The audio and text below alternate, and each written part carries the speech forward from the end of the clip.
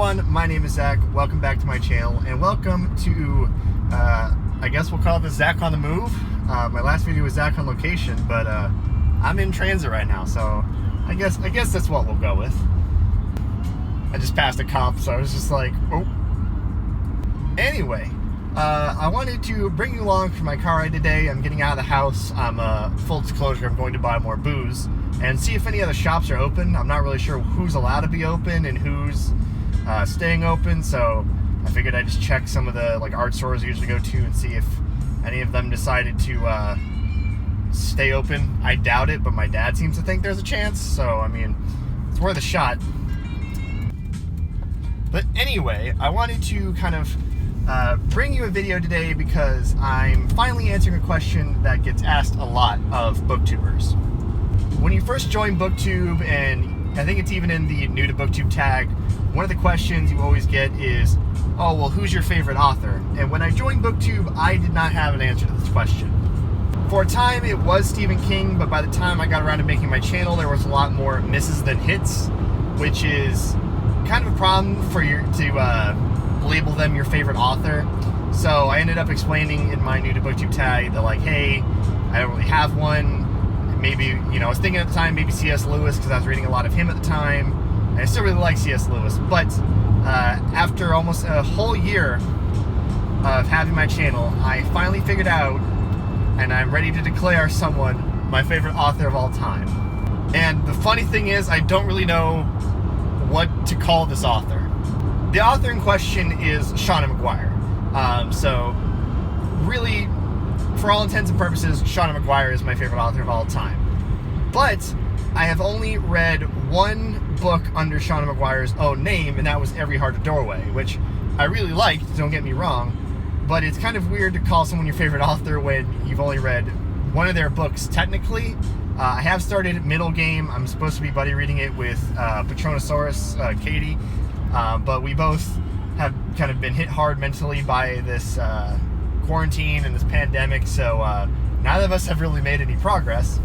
And I also own the first book in one of her other series, but I haven't really read it at all. But I have read a lot of the books she's put out under Mira Grant, her pseudonym, and I've really enjoyed those, and I have more of them to read, both on my own TBR and out from the library right now. So, do I say my favorite author is Mira Grant when Mira Grant's really a pseudonym and isn't a real person? I don't know, but my favorite author is Shauna McGuire when she puts stuff out under Mira Grant. Maybe it will just turn into Shauna McGuire when I read more of her stuff and see if there's really that much of a difference between the two. But for this video and for the time being, I'm going to say that my favorite author of all time is Mira Grant. Because, like I said, I really like those books specifically under that pseudonym. I then proceeded to rant about why pseudonyms were used. You don't need to hear that, so I'm skipping you ahead a little bit. So I feel like if Shauna McGuire puts out these books under pseudonym, she does it for a reason. I don't know if she wants to distinguish the two sides of her writing. I don't know if it's just a way to distinguish her horror stuff from her fantasy stuff, but I like that side of her writing, so I'm going to stick with saying Mira Grant, even though Mira Grant is just Shauna McGuire. I hope that ramble made sense, but like I said, I don't know why she uses that pseudonym, but I feel like she does it for a specific reason, and it's the books specifically she put out under that pseudonym that has kind of captured my heart so much. So, who's my favorite author of all time? It's Mira Grant. But I wanted to kind of talk about some of the books I've read, what I own, and what I really like about Mira Grant's writing. So I was introduced to Mira Grant through Feed, which I talk about a hell of a lot on this channel. I was recommended it by Galatea, the Authentic Observer, and she put it in a scary book recommendations or Halloween reads recommendations, something or another. And I remember her saying, the first little bit of her recommendation was, it's a zombie novel where society doesn't break down. And I literally skipped over everything else she said in that video about Feed because I knew I was going to read it and I didn't want any more information than that. And I was really impressed when I read it.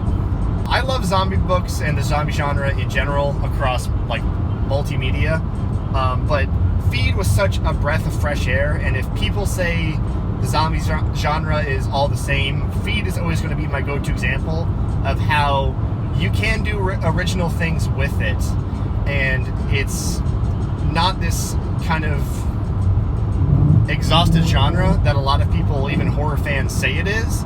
You just gotta kind of have the guts and have the talent to take it and do something new with it. But Feed is the first book in the Newsflesh series, and it's a series where, like Galatea said, this zombie apocalypse happens, but society doesn't break down. And there's a lot of social commentary, and there's a lot of kind of how do humans react to this, and how classism still persists, and politics and the political divide, and people trying to use disasters and everything for their political gain. All of that is in there, which is really relevant with what's happening in America with the COVID pandemic, but I digress. But I was really impressed by that series. I wasn't blown away with how the trilogy ended. Blackout was not my favorite, but the first two books, Feed and Deadline, rank among two of my favorites. I need to reread Feed soon because I own the short story and novella collection for the Newsflesh world, which is called Rise. And then there's also a parallel story to the first book called Feedback. I can't really say how they relate because it'll kind of give away some of the early events from the first book from Feed. But if you've read Feed and then you read the description of what Feedback is, it makes a lot of sense. So I'm excited to check it out. After I read Newsflesh, I got Alien Echo from the library, which is an original YA book set in the Alien universe. And I watched Alien before I read Alien Echo, and I think Mira Grant managed to keep her signature voice and her talent for writing while still toning down the horror for a little bit of a younger audience, more of a YA audience. And I really enjoyed that book too. If you're looking for LGBTQ plus rep, this has lesbians in it. The main character is a lesbian and has a girlfriend in the book. So that was something I thought was really cool to see, not only in a sci-fi book, but in an alien book. You know, bringing some sexual diversity into a series that's always been renowned for its diversity because of how big of a role Sigourney Weaver plays throughout the franchise. If you've seen Alien and Aliens, obviously you already know that, but if you've never seen either of them, Sigourney Weaver is the main character, and she was kind of one of the original badasses of science fiction in kind of the film realm. And so I highly recommend it if you like science fiction or horror, both Alien and Alien Echo. And then beyond that, I recently finished Parasite, which is a first book in its own trilogy, the Parasitology trilogy, and I really enjoyed that too. I have this second book, Symbiont, from the library. I also have a book of Star Wars short stories or novellas, where she wrote one of them. I'm going to read that. I'm breaking my own rule about not reading new canon, Disney canon Star Wars, just so I can read Mira Grant. So if that doesn't tell you how much of a fan of Mira Grant I am, I don't really know what does. I also have Into the Drowning Deep, which I think I'm going to read sometime this month. So hopefully that will happen. But kind of going general into what I like about Mira Grant. With science fiction, as much as I love the genre kind of has a binary where it's either hardly technical at all and it's just a very character-driven story, something like Saga or Star Wars, talking about the movies. Not some of the books get more technical, but Star Wars very much is not super technical. You either have that, or you kind of have the Robert A. Heinlein side, where it's very technical. The world building is very thick, very dense. And while I love both of these, I really appreciate sci-fi authors that really flesh out their world and give it a scientific basis, since it is science fiction, but also manage to give me characters and a plot I really care about. And that's what Mira Grant really does for me, since most of her books are kind of horror, sci-fi kind of twists. She manages to bring those tense scenarios from a good kind of horror thriller story, and then she manages to do the science really well and make it believable, but not put it above your head where it's hard to understand. Of course, this is coming from someone who loves hard science fiction, so it might be overwhelming for other people, but it's never is for me. But then I feel like Mira Grant is really great at writing characters. She writes characters that are very diverse. When I said diverse here, I more meant diversity of personality. We're gonna come back to and touch on racial diversity a little later on in the video. She has, characters that are more quirky. She has characters that are kind of hard asses. They're kind of characters that are layered. For instance, Sean from the Newsflesh trilogy. For the cameras, he's kind of this charming bad boy, this charming daredevil. But then, kind of behind the scenes, he gets as serious as his sister Georgia does. And so you kind of have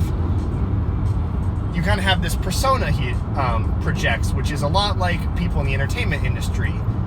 You pay your bills by putting out this persona people like, but then you have you from behind the camera. And Shauna McGuire, or Mira Grant, I'm already mixing them up, here we go,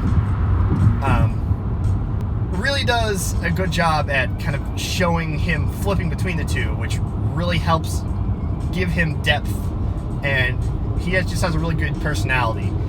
And also there's some stuff with him dealing with like mental health problems and stuff, and that's really welcome to me, just in fiction in general, is showing people, but specifically young men, dealing with mental problems, because that's kind of always been a taboo topic in society, where men are kind of told not to talk about it if they have any mental health problems, because it's shown as a weakness. And I'm just sick of that. I want it to change. And I think seeing Sean Mason go through the things he does, especially in the second book, Deadline, not only do I enjoy it, not only do I think it makes for a compelling character, but I just really appreciate it as someone who has mental health problems, seeing that depicted on the page. And I think Mira Grant is just really great at writing. She writes some of this Newsflesh trilogy happens from Sean's perspective, and she's up there with S.E. Hinton as being as talented at writing guys. I find cross-gender writing really impressive.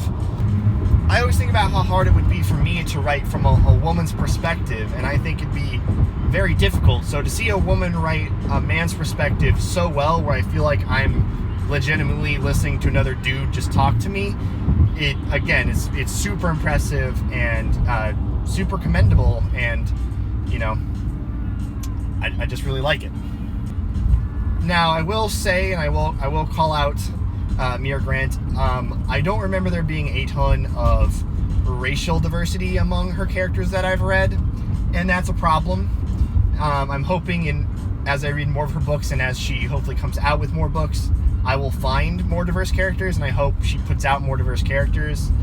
If it doesn't, then that's a fair critique, and if you say I don't want to read Mira Grant's books because I only want to read racially diverse books, I totally get it.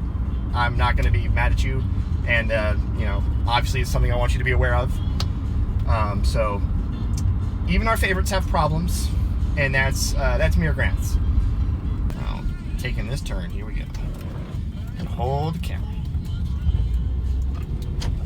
But anyway, I think I've rambled enough.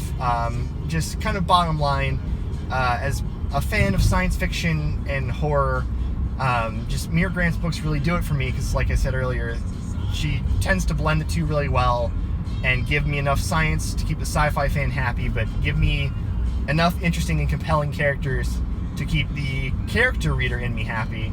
And so the ability to appease both sides of my reading brain at the same time is a hard talent to kind of achieve or come by, I guess. I don't know how I'm ending this sentence. So I think ultimately that's why I'm giving Mira Grant that big old stamp of favorite. But that's going to be all for me today. I hope you enjoyed this video, as rambly and as messy and as all over the place as it was. If you like it, feel free to give it a thumbs up. Feel free to subscribe if you feel so inclined. Please check out any Mira Grant book that sounds interesting to you. I hope you enjoyed as much as I do, and I will see you next time.